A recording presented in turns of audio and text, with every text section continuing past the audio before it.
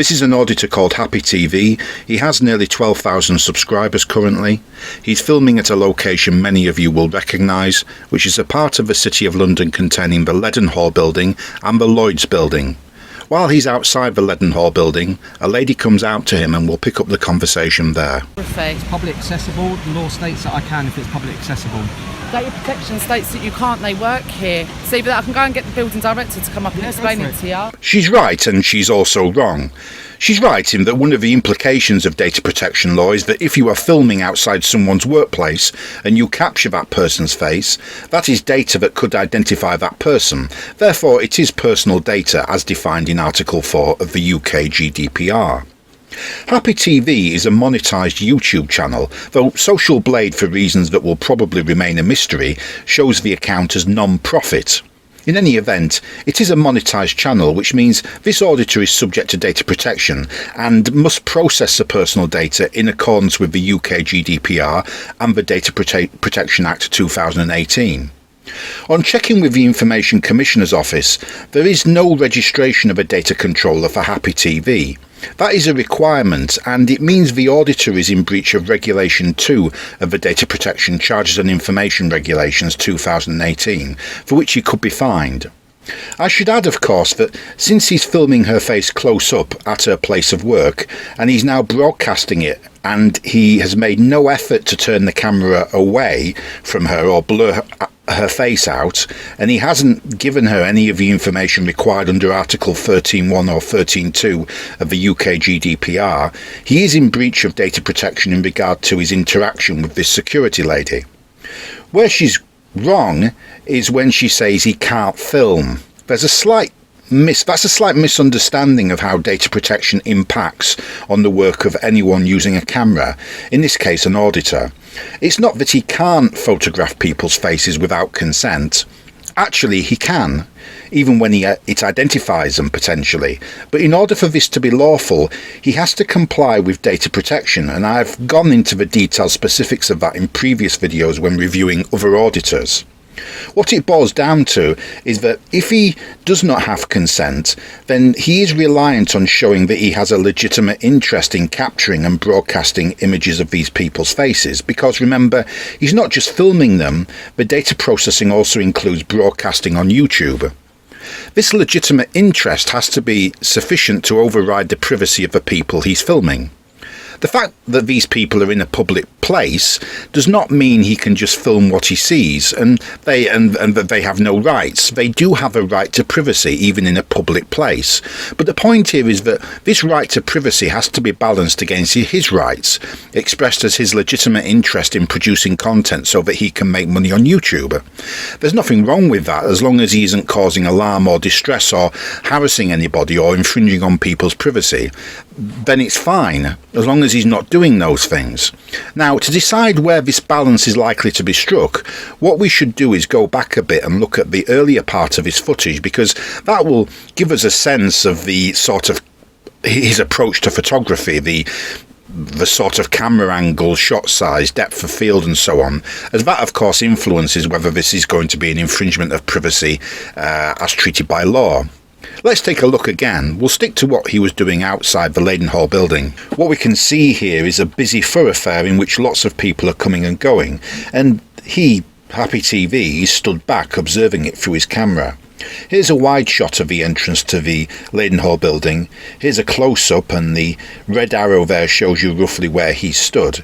He stood on the precinct within the immediate curtilage of the building, and I imagine it's probably private land.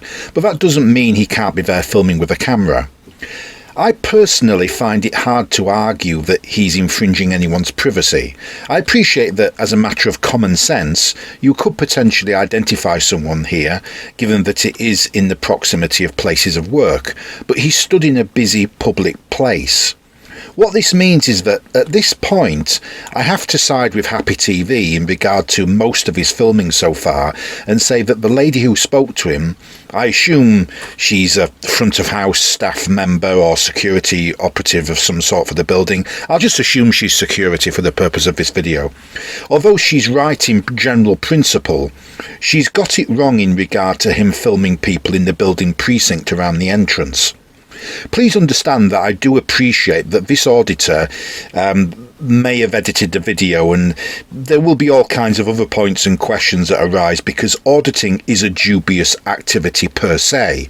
But based on what we can see in the video that he's edited for us, he's not infringing anyone's privacy other than potentially this lady's own privacy, and he's not breaching data protection other than potentially in regard to this lady. Before we go back to the footage, the next question we need to ask is, in view of this man's interest in the building, is he availed of the special purposes exemption for photographers, or perhaps for journalism if he wants to show us that people who photograph in public places are still being challenged?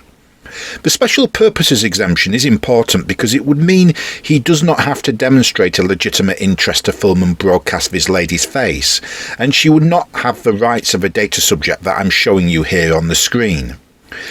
When we look at the special purposes exemption, what we see is that there are two requirements. First, for the exemption to apply, the data controller has to believe that publication is in the public interest. Second, for the exemption to apply, the data controller has to show that the rights and interests of the data subject would hinder his special purpose in photographing the buildings or showing us his photographic audit. What it boils down to is whether it's in the public interest for this lady to be identified and whether not identifying her would hinder his photography or photographic audit. Personally, I don't see it. I think he is infringing this lady's privacy. There's no reason why you and I need to know who she is or be able to potentially identify her. Anyway, that's my view so far. Let's watch on and see if I change my mind as the encounter develops. Yeah, want to be an arse about it. There was no need for that. That's very unprofessional. She should just go and get her director or whoever it is and not be insulting people like that. Obviously, to be fair, this auditor has started the video partway through his encounter with this lady, and we don't know what he was saying to her beforehand and what he's been doing, and he may have provoked the insult, but she should still remain professional, especially for an employer of that level of prestige. We're in the City of London, not some industrial estate in Corby or Bolton. Well, I wasn't being an arse, I just know the law. I just know the law. I know the law as well. These are protected by GDPR. Are they? Yes. No, because that's actually that's gathering gathering data. That the GDPR doesn't collect. Which is why I've been asked. GDPR does not collect you to do with photography. This man claims to know the law, but he clearly does not. Data protection does apply to photography. I really don't know which cornflakes packet he got his tips on data protection out of. He is potentially gathering personal data when filming. He's gathering this lady's personal data for a start. Her face is identifiable data which he has not blurred out on his channel. Just to reiterate, when the lady says that those people milling around and going to and fro in the entrance and precinct there are protected by data protection, she is correct in the generality.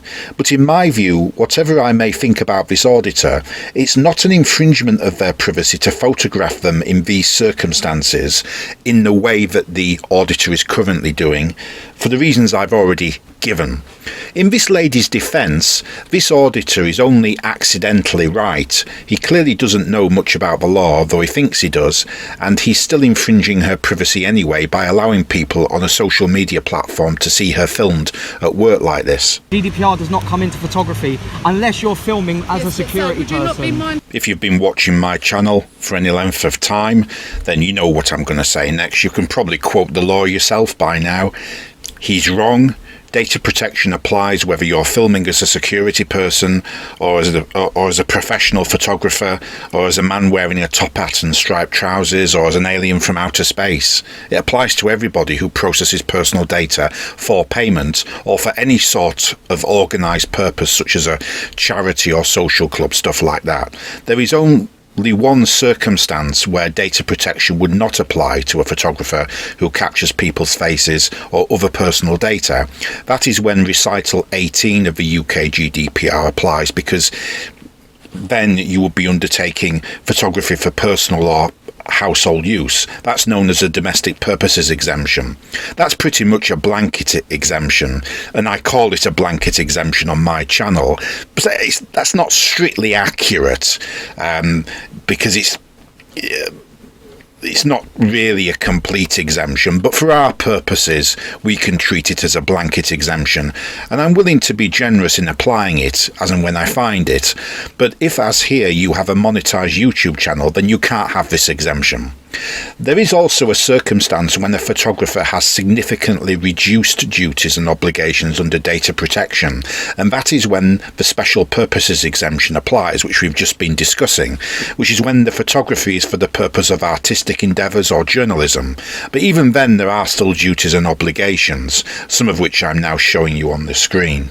It's not a complete exemption, far from it. You're not being mindful of people not being comfortable with you filming them. No, but then you're calling me an arse, and then you're actually making up law as you go along. I'm not making up laws. Yeah, you are. These are instructions from the building director. So if you know about GDPR, there's signs everywhere. If you know about GDPR, you know it's nothing to do with photography. There's a sign over there saying no filming of photography. I haven't been over there. Well, then if you want to go and look at the signs, but I also know that this is public accessible, so therefore I can film in public. But also private property. Doesn't matter. As I suspected, this precinct he stood on is private. Now again, to be fair to the auditor, his argument that it is publicly accessible is one that I would agree with in this case. It's likely that the private land is subject to a public right of way, in other words, is part of a highway, and that would be my own assumption in those circumstances. Note that even if a precinct is privately maintained, it can still be a highway. On that point, I am willing to side with the auditor.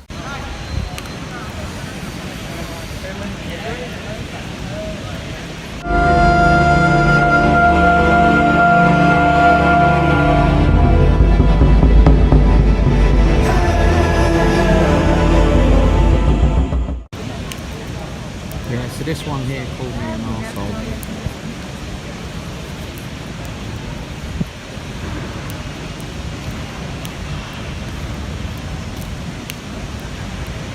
It's obvious from the security guard's body language that she's very uncomfortable with what he's doing, continuously filming her and the escalator. With regard to the people walking around, he's taking closer shots of people now in which you can clearly make out the detail of their faces.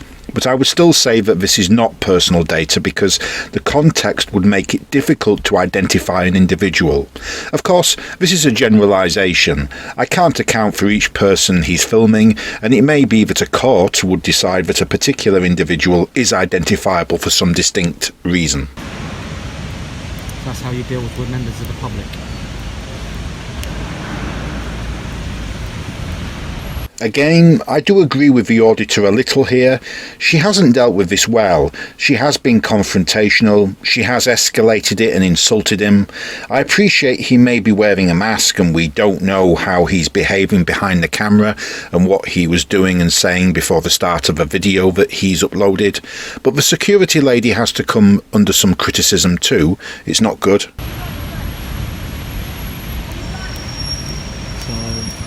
Talks to a member of the public and she calls him an arsehole.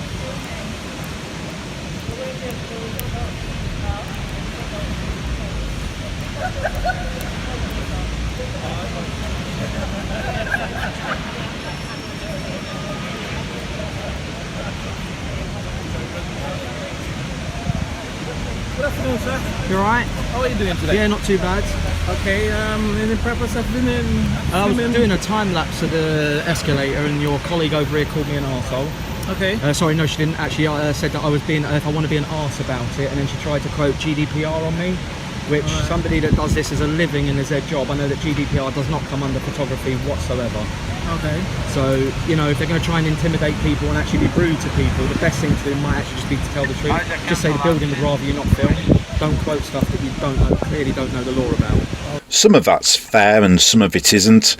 The problem is that, like all auditors, and I do mean all of them, this auditor simply doesn't understand the law, whereas that lady actually does understand the essentials of it, and although I disagree with her conclusion and how she's applying it, to be fair to her, she was only protecting the building and doing her job.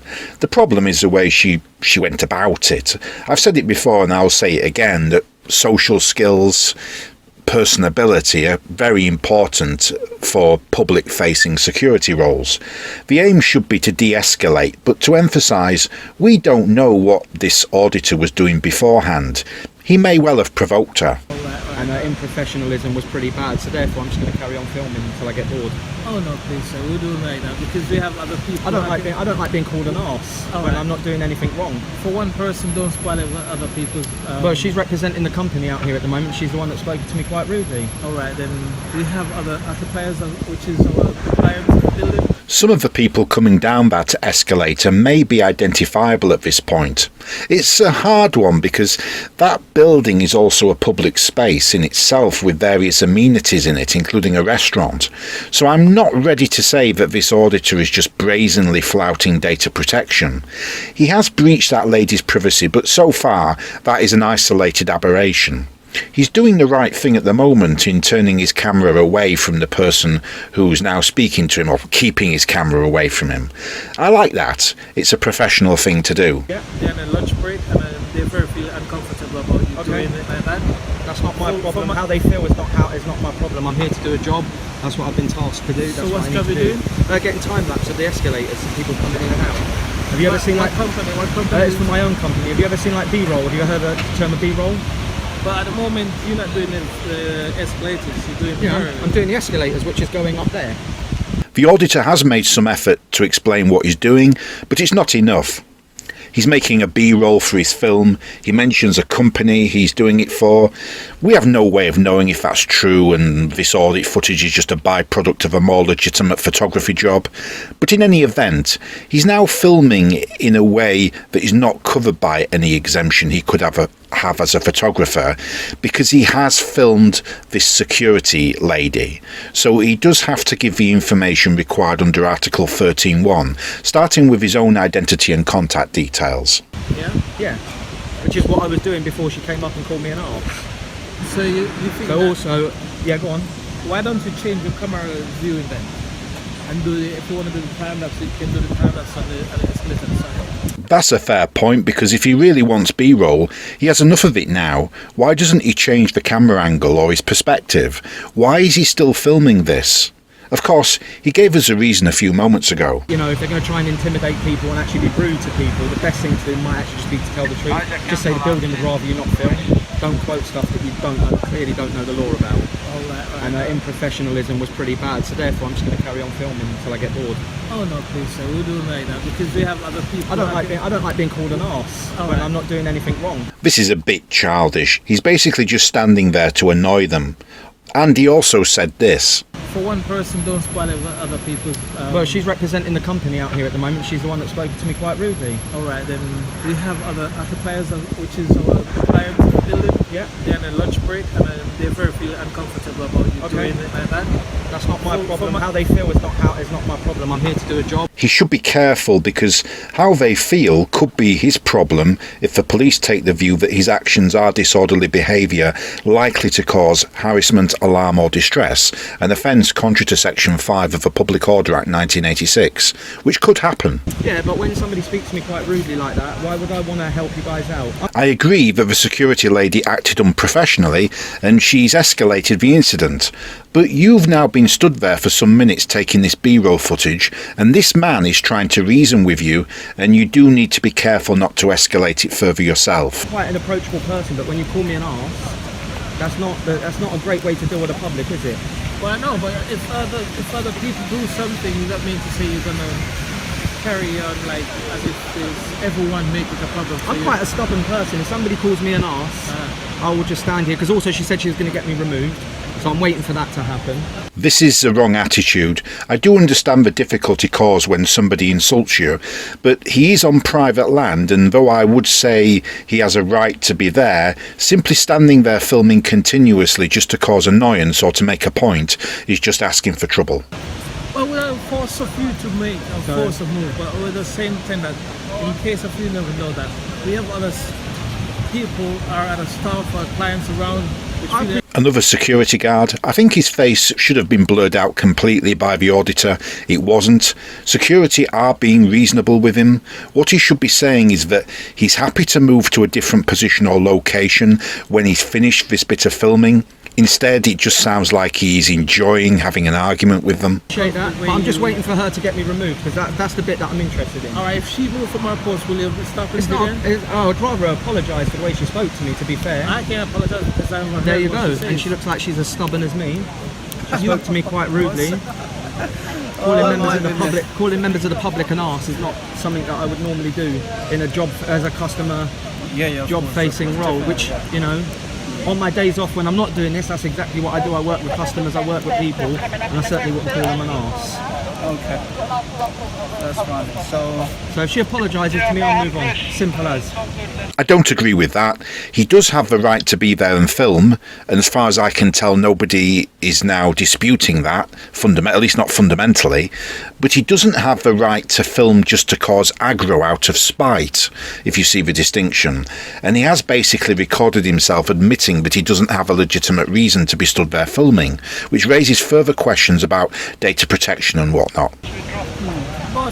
There you go. So you're not willing to do something so simple as the word sorry, the simple word sorry. To say sorry, I can't say sorry for what I No, never but heard. she can. Well, if you want to speak to her about it, then There you go. that's So if she fine. comes and apologise, I'll move on. All right, sir. Enjoy yourself. Thank you very Enjoy much. your day. All right. I think security rightly recognise that he does have the right to be there, and I think they have made the right decision to leave him alone, because eventually he will pack up and leave. So there you go. They won't apologise for her swearing. She's definitely not going to apologise.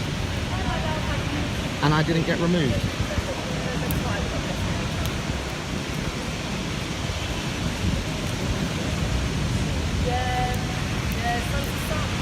You can only film that escalator for so long before this starts to look a bit weird, and if you're doing it just to get back at somebody, there comes a point when it does start to look like some sort of public order offence.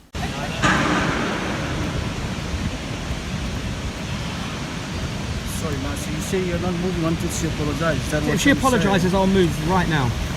But how was she approached? How did She come over to me, she said that I wasn't allowed to film. And I Yeah, explained to her which, that this is a public space. Approaching him again could be a mistake on the part of security. I think they should just leave him be for at least 10 or 15 minutes and see if he leaves, because after say 15 minutes, if he's still filming at the same angle, it becomes more questionable. Photography is not a crime, but you can't use a camera to cause harassment, alarm or distress. But right now I think they should have backed off rather than escalated it like this again. And she's, were you filming our way? Because you're not supposed to. yeah, I'm filming this area, but she then come up to me and said that, that it's covered under GDPR, which I explained to her that it's definitely not, because I know about GDPR as a company. I know what GDPR is. It doesn't cover photography. It does, and I would say that you've captured the personal data of at least 2 individuals so far. I agree that there's no breach of data protection in filming people in a busy street, not in general, but you're not just doing that, are you? This is no longer a photography exercise anyway. This is now just you making a nuisance of yourself, and you're admitting to us on camera that you're doing this on purpose. And then she turned around and said to me, if you want to be an arse about this, then carry on. Then she said that she's going to get me removed. So, you know. We've been over all that now, so it's now time for you to get on with what you're there to do and move on. I'm just waiting for someone to remove me now, because I think that's quite interesting that, you know, because I didn't do what she said, she decided that she was going to be rude to me and then, you know, threaten me with violence. Well, definitely. He's saying that the lady threatened him with violence. I assume that must have taken the form of a threat to remove him. I don't remember her saying anything like that. Let's take a look at that part of her footage again. It's public accessible. The law states that I can if it's public accessible.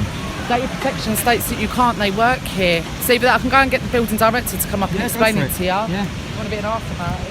I wasn't being an arse, I just know the law. You are? I just know the law. I know the law as well. These are protected by GDPR. Are they? Yes.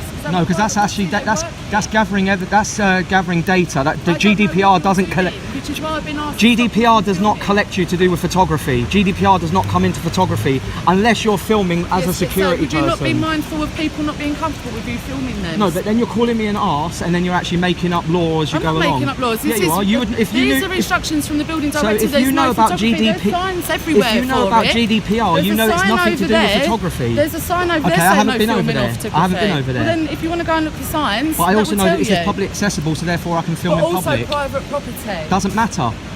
She definitely didn't threaten him. This auditor is lying, though I repeat myself because they all tell lies. To sum up so far, he's got the law wrong concerning data protection. He's also not registered as a data controller despite being required to do so, for which he could be fined. He's lied, alleging that he was threatened with the use of force when he wasn't. He has not given the information required under Article 13.1 of the UK GDPR, or 13.2, despite filming the faces of 2 security guards. He's admitting that he has no reason to film other than to cause annoyance, which I believe amounts to an offence of disorderly behaviour likely to cause harassment, alarm or distress, contrary to Section 5 of the Public Order Act 1986.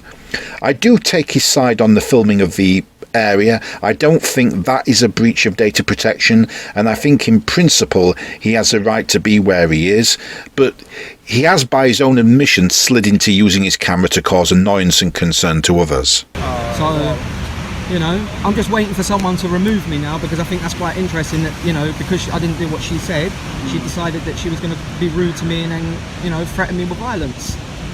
Well, definitely. That's a lie. No such threat was made. That's very understand the way you're coming from, definitely. So, I approach these situations on the way that I get approached. People don't like being told when they're wrong, and I appreciate that, but under public law, I'm allowed to be here. This is a public right of way. This is public accessible to the public. I agree with that, but you also have to appreciate that even on the public highway, there are potentially privacy issues, and you cannot act in such a way as to cause harassment, alarm or distress to others, or in a way that's likely to do so. Being on the public highway doesn't mean you can just do as you please. We don't have that sort of freedom because we live in a society and we have to balance our rights and freedoms with the rights and freedoms of others. definitely, so you're obviously walking, you know, when we're around it as a public, but I just like, since it's a private property. This is private property, but the problem you have is that you have shops here and you have it public. It's what they call public accessible. So under Section 63 of the Criminal Justice Act 1973, if a place is open to the public or has access to the public and is not fenced off, you can walk through and you can have access to it as a normal public space. He said Section 63 of the Criminal Justice Act 1973. I cannot find any such act or provision. I think what he means is Section 33 of the Criminal Justice Act 1972, and if so, he's obviously wrong. As we've discussed at length on this channel, Section 33 does not have anything to do with access to land. If you don't believe me, take a look at Section 33 yourself. It's a shame that he refers to Section 33 because what he says there is otherwise correct. He doesn't need Section 33, and Section 33 doesn't help him in any case. The only way you'd be able to stop me from walking or filming here is if you had this barriered off, and even then, if it was barriered from here, I wouldn't be allowed past here, but from here I can film, which is why I always stand on the boundary. This is where the location is of significance. It's a public street and thoroughfare. That's why I again agree that to stop him entering, the only sure way would be to barrier it off to indicate that it is a private space and only permitted people may enter, subject to whatever conditions are to be imposed. That's not to say that private spaces of that nature cannot always enforce their own bylaws and rules without barriers. They can, but it's harder, whereas here the private space is a continuous part of the wider street scene and people are coming to and fro and using it as if it is a public street, and I do think it is a public highway. Of course, the contrary argument to what I'm saying is that there clearly are bollards and various other markings evident there, which I suppose the landowner would say mark it out as a private space, and the landowner would say that anyone entering must realise that. But personally, I'm not convinced by that argument, or not entirely convinced by that argument in the circumstances. I'm inclined to side with the auditor on this point, and I don't believe security would be on sure ground in trying to physically eject him. They would be risking a prosecution for assault, in my opinion. Because I know the law. Unfortunately you don't, though my criticism is complicated here by the fact that I agree with a lot of your conclusions. The conversation stops and I'm going to skip forward. Okay, so this was the gentleman that I was talking to at the side, and because he was polite, I will actually move on, I think. And if anything else is going to happen, I will move on. You'll only do the right thing if somebody's nice to you. What happened to right and wrong?